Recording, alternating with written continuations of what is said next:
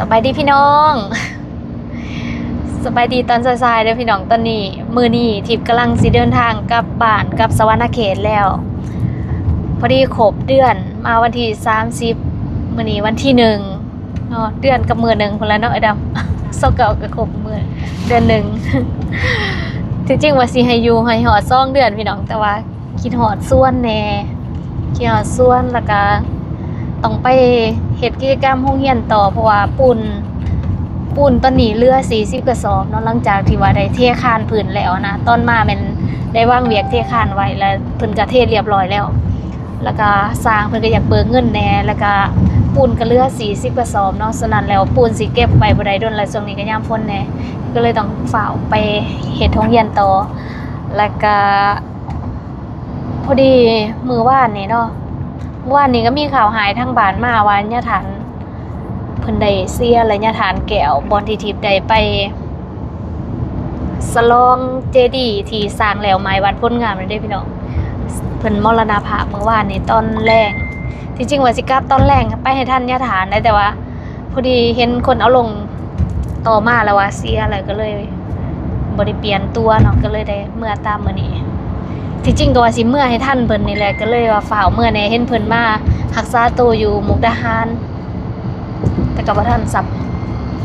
มื้อนี้หั่นน่ะเอ้ยดำเพิ่นก็สิเดินที่จิรายการที่จิมาจ้องตัวมื้อนี้แล้วแม่นพร้อมเดียวกับเอ้ยดำเพราะว่าเอ้ยดำหันเพิ่นสิเมื่อ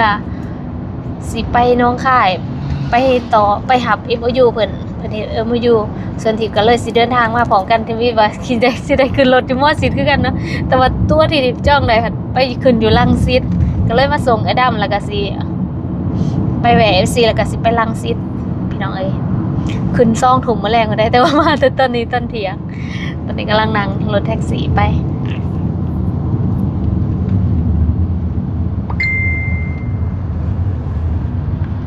คนละทางมาพร้อมกันแต่ไปคนละที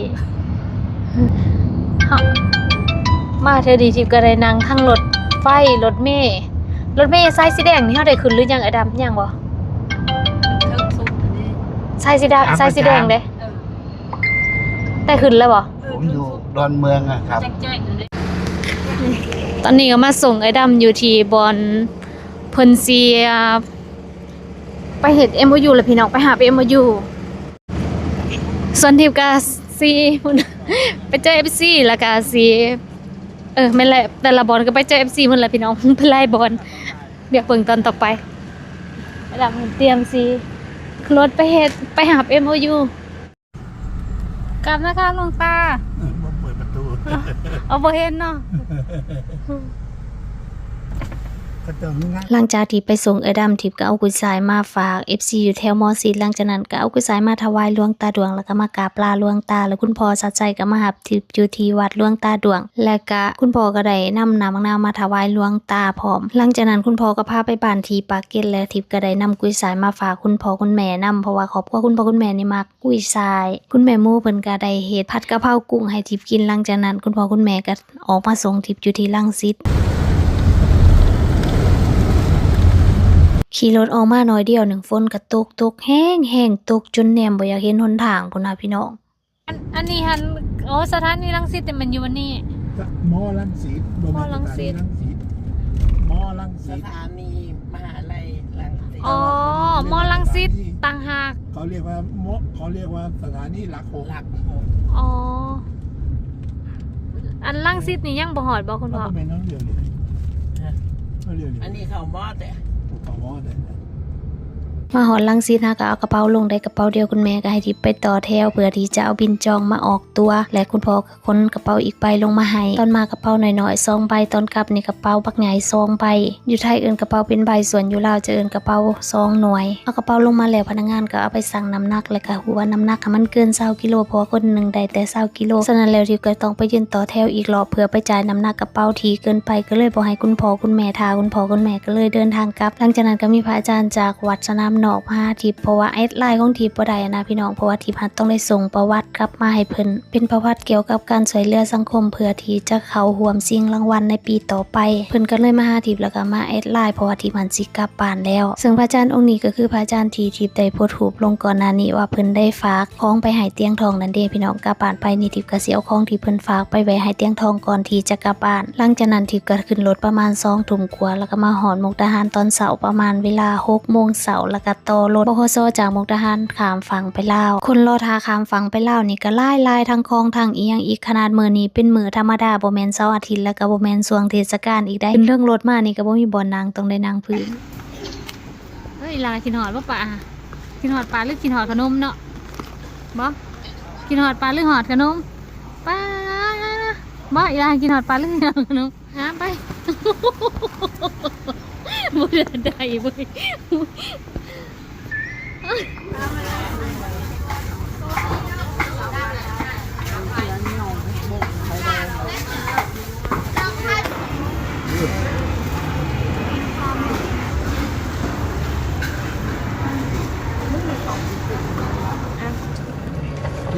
ล้มลูก กลับมาหอดลาวแล้วพี่น้องหอดดาลาวแล้วมึงดูลานกะ ใส่กระเป๋าเวลาแค่ว่าเดินทาง ใช่ เวลาสิไปใส่เกาะเวลาสิไปใส่เกาะกระเป๋าเวลาฮะเวลา สวัสดี FC ก่อน สวัสดีก่อนนะลูกสวัสดีดิบังลาดิค่ะ สบายดีไหมลูกสบายดี สวัสดีครับ สวัสดีครับ สบายดี มาเต็มคันรถ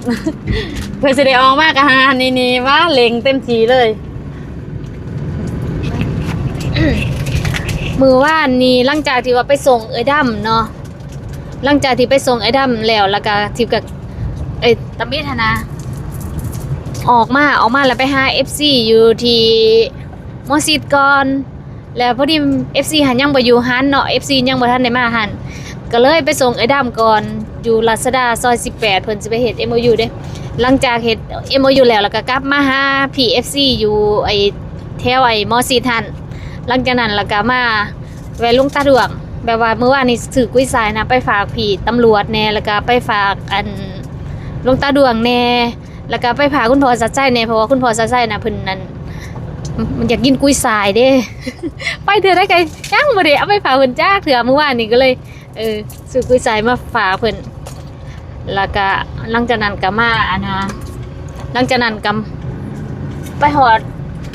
หลวงตาดวงแล้วก็คุณพ่อสัจใจมาหาบริหารแล้วก็ไปกินข้าวอยู่เฮือนคุณพ่อสัจใจแล้วก็คุณพ่อสัจใจกับแม่หมูก็ออกมาส่งอยู่ที่รังสิตตอนจ้องหนากาจ้องแบบ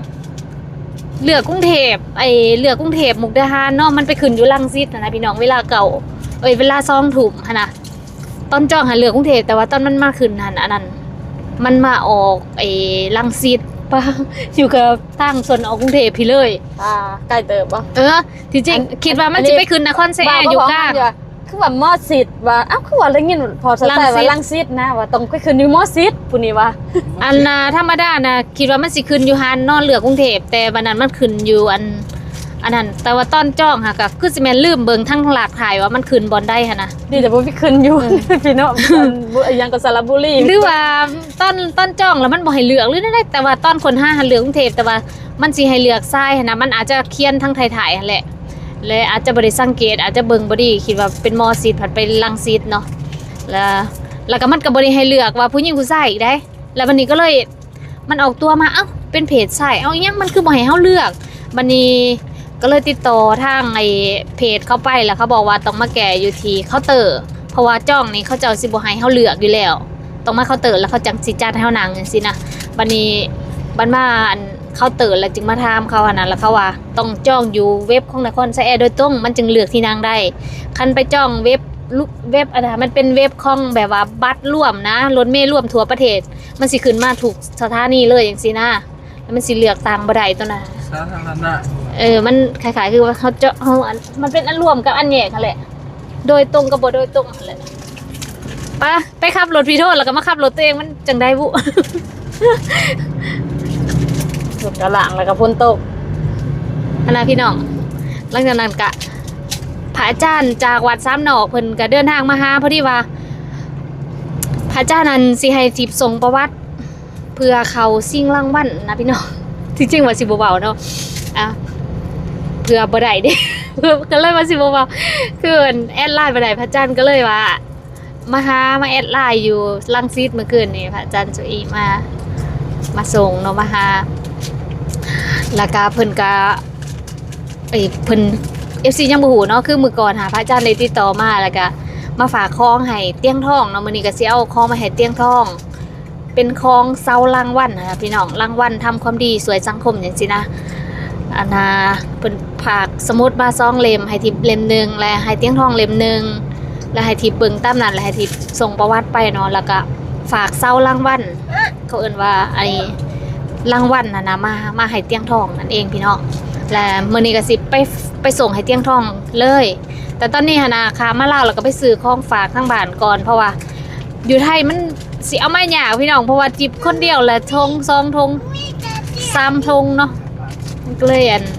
ถือมาบ่สะดวกก็เลยมาซื้อเอาอยู่ฝั่งนี้อันนั้นไปฝากของซื้อของไปฝากที่บ้านแล้วก็ฝากที่เมืองนำนั่นเองพี่น้องค่ะมาหอดลาวเป็นที่ห้อยก่อนจะกลับบ้านพี่น้องมาแวะส่งเครื่องก่อนบ้านโคกใหญ่บ้านบ่อเตียงทองเนาะตอนนั้นทิพย์ก็บ่ฮู้ได้ว่าเราอยู่บ้านโคกใหญ่เตียงทองนะตอนที่มาตามหาญาติตอนนั้นเนาะทางวิวบ่ได้เข้ามาแต่เฮิงเลยเข้ามาแต่เทื่อเดียวแต่ตอนมาตามหาญาติตะกี้แต่ว่าเบาเที่ยงได้ยินว่ายังอยู่สร้างเฮือนให้ครอบครัวติดธรรมอยู่เดี๋ยวสิไปฝากไว้น้ำเมียเพิ่นพี่น้องเพราะว่าเราก็คือสิบ่ค่อยมีเวลาคันสิทามาให้ตอนเราอยู่ได้เข้ามาแต่เฮิงเลยเด้อนี่หอดแล้วคือสิแม่นละ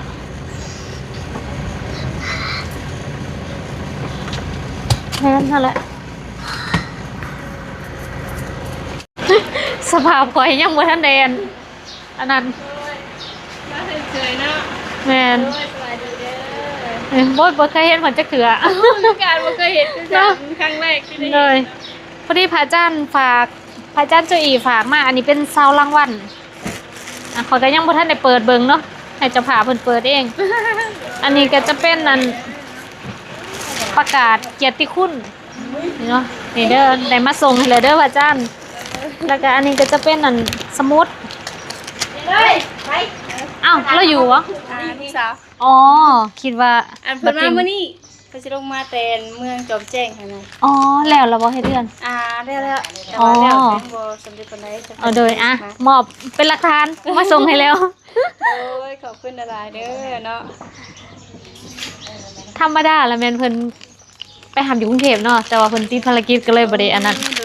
บ่ได้อันนั้นบ่ได้ไปเปิดเบิ่งในหันแหละเห็นสื่อเพิ่นอยู่เพิ่นเปิดให้เบิ่งมาส่งให้ก่อนเพราะว่าคันเข้าบ้านแล้วออกมาแล้วมันสีนานค้ามาแต่กรุงเทพมาแต่กรุงเทพเด้อโอ้ไปเที่ยวตัวจริงงามก็ได้กล่องอย่างได้เราก็ได้คิดแต่ว่าเราใส่ฟิลเตอร์ฮะใส่เฮ็ดปวกโอ้ตลาดจริงบ่เด้อขอบคุณหลายเด้อทางพระอาจารย์เพิ่นขอให้เพิ่นอยู่ดีมีแรงสุขภาพร่างกายแข็งแรงเด้อแล้วก็ขอบใจทั้งสาวที่เพิ่นที่เป็นสะพานบุญมาให้ฮอดบ้านบ่เตียงเด้อมื้อนี้เนาะขอบมุกขอบใจหลายๆเด้อขอบคุณพระอาจารย์หลายๆก็เป็นบ่ฮู้เลยได้ว่ามันมีรางวัลอันนี้เนาะเห็นเพิ่นติดต่อมาว่าอยากฝากของมาให้อันเตียงอันนี้ก็บ่ทันได้เปิดคือกันนี่เนาะพี่หลายเด้เนาะก็บ่คิดว่าไอ้เฮ็ดกิจกรรมอยู่ฝั่งลาวนี่นะก็สิสามารถรับรางวัลทางฝั่งไทยได้อันนี้เป็นรางวัลที่ได้ยินพระอาจารย์ว่าบ่แม่นเฉพาะแต่ลาวกับไทยแต่จะมีอันกัมพูเชียแน่แล้วก็มีจีนมีอันอินโดฟิลิปปินส์อีหยังนี่นะแต่ก็ยังบ่ได้เข้าใจละเอียดดอกลูกสาวบ่กีฬาหนังสืออนุสรณ์พิธีมอบรับรางวัลเซาอโศกผู้นำศีลธรรม บุคคลต้นแบบทางพระพุทธศาสนาประจำปีพศ2569นี่เด้นี่เนาะเซานี่ก็สิเป็นเอ้ยลองเปิดให้เบิ่งแหน่ดูอยากเบิ่งว่าถ้าได้เปิดอันนั้นเสียหายอีหยังบ่ใส่กระเป๋าได้ยันมันนั่นยันแบบสำรุดอีหยังหั่นนะเป็นแบบนี้เนาะ ยังมีฮอตเพชรไปได้เนาะ โอ้ทั้งเป็นจังซี่เนาะอันนี้เป็นหูบยังหูบซิ่งบ่เนาะ คือสิโตเนาะ ค่อยก็บ่ได้เฮ็ดไม่พอบ่ได้เปิดเบิ่งเลยได้นี่นะ เลย จะเป็นจังซี่เนาะ เลย บ่ได้แม่นสิได้ง่ายๆเนาะ แม่ในครั้งแรกนี่สิได้แบบนี้ค่ะ ไม่ ส่วนรายการอันนั้นแบบนี้ค่ะได้อยู่กิจกรรมเป็นอย่างนั้นนะ เกียรติคุณเนาะ เลย กลับก่อนบัดนี้ โดยกลับเลยว่า แม่นกลับสวรรค์กลับบ้านมาแล้วบ่ได้กลับเลย เลยขอเวลาได้เลยน้ำเย็นมาให้กินเนาะ บ่ได้เคยมาจักเถื่อเคยเข้ามาเทื่อนึงตั้งแต่2019บ่เนาะ2020หรือ21นี่แหละแต่พุ่นคือว่าเพิ่นเฮ็ดทางนี่เฮ็ดอยู่ไสซะ ทายก็ได้ฮอดครึ่งนึงยังบ่ฮอดครึ่ง สิเฮ็ดเอาไปจนหอดนอกพุ่นแม่นบ่ ชุดเลยแต่ว่างบเพิ่นเบิดก่อน มันจักกิโลนี่หอดพุ่นนี่ ร้านจักลูก ใช้ จักลูก ใช้ หอดทางใหญ่นี่ อยากอะไรทางอยากฮอดพุ่นน่ะ เจ้าคุณนะ มันหา ประมาณ5โลเนาะตอนข่อยมาตะกี้แห้งกว่านี้ตอนส่วงนั้นเนาะตั้งแต่ยังบ่ได้ทมดินแดงเนาะตั้งแต่ดินเดิมพุ่นน่ะสบายน่ะอีลากับมาเทอนี้วางแผนนั่นถ่ายคลิปกับร้านซาวก่อนพี่น้องร้านซาวกันใหญ่เด้ สวัสดีค่ะบอกมันม้วนเอาไว้ดิ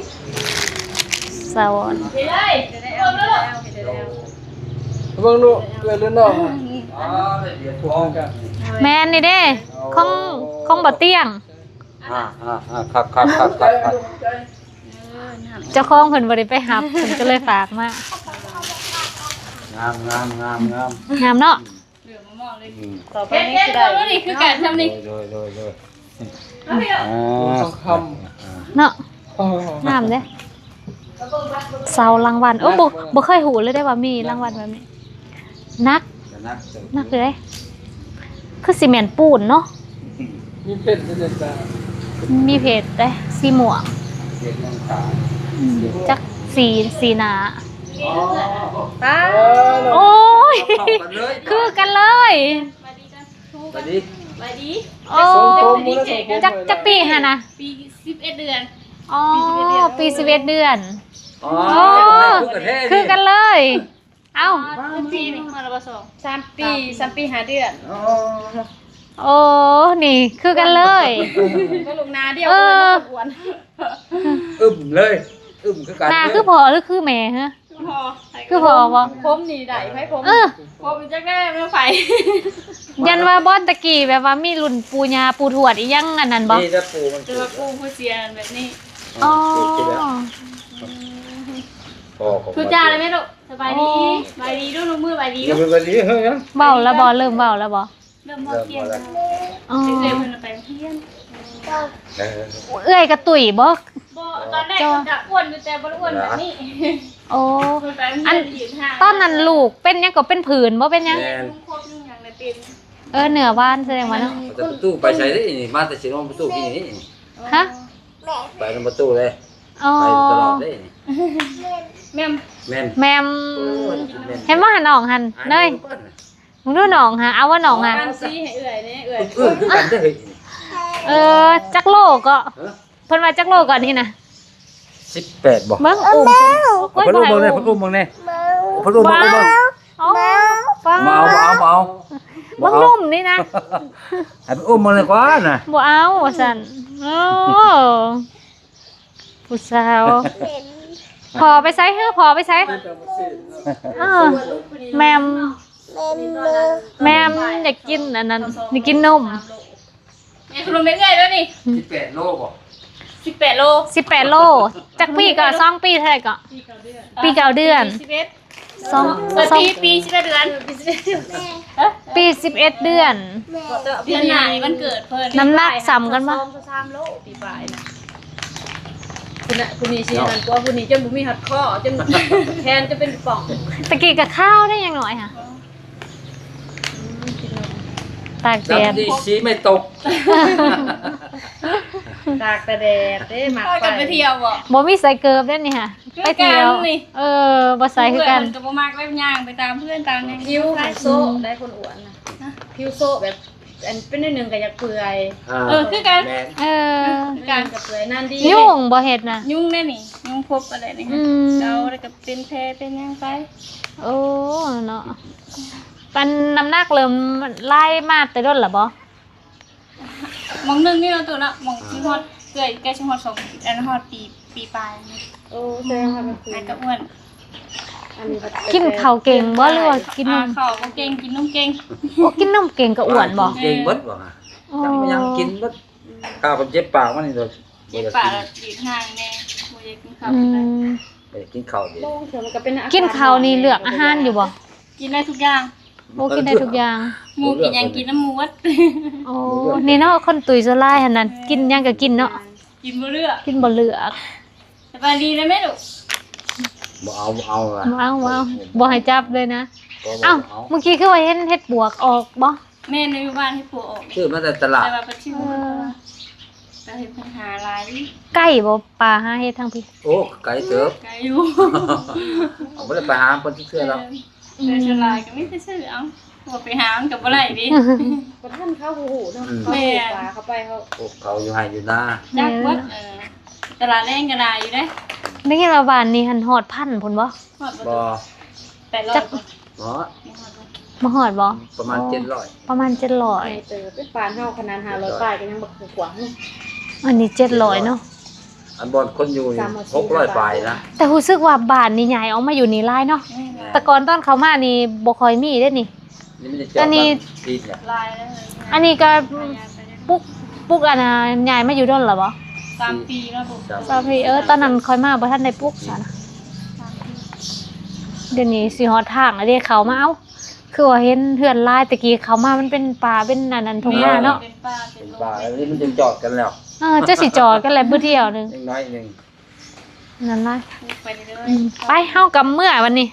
ขอบใจหลายๆเด้อน่ะ บ่ค่อยได้บ่เป็นหยังบ่ค่อยได้นอนเด้มื้อคืนนี้ อยู่ในรถเนาะมันอันนั้น หัวนอนกันแล้วแล้ว แม่น คนร้าย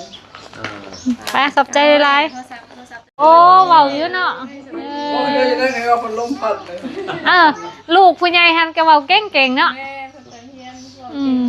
แต่เรียนเนี่ย ได้ลูกสาวผู้สองเนาะ โรงเรียนพุ่น ลูกสองเอาอีกคนนึงนำผู้ชาย นำผู้ชาย จะไปเอาว่ากับผู้หญิงคือเก่า ตอนนี้ก็สำเร็จภารกิจแล้วพี่น้องพระอาจารย์ฝากคงใหม่บ่เที่ยงเนาะแต่ว่าเพิ่นว่าอยู่ก็มาฝากไว้น้ำเมียเพิ่นมาใครอยู่อาหารเพิ่นง่ายอยู่ที่เคยเบิ่งในคลิปเนาะเคยเห็นนั่นเพิ่นถ่ายลงอะนะก็เลยจือทางเข้าบ้านตอนนี้ก็สิกลับบ้านเฮามาแวะเอากุ้งให้พี่น้องเมื่อกี้นี่แวะบ้านเอ้อดำเนาะให้ลูกเพิ่นแล้วก็มาแวะอยู่บ้านขออีกให้นภัยกับให้ลุงเนาะ กุ้งมาแวงเพิ่นพี่คุณบอกบ่จื้อฉันได้ว่ารถไทยค่ะใช่บ่จื้อ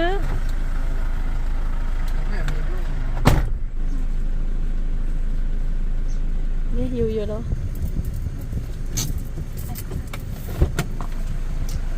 ลงให้ปะกับลุงอีกคือใหญ่ต้นหอดเทือนแล้วพี่น้องหอดเทือนเลยฮักกะหอดตอนนี้เที่ยงกว่า สบายดี FC ให้ซื้อทุเรียนมาฝาก ขอบใจหลายๆเด้อแห้งมันมาลำรวยๆเด้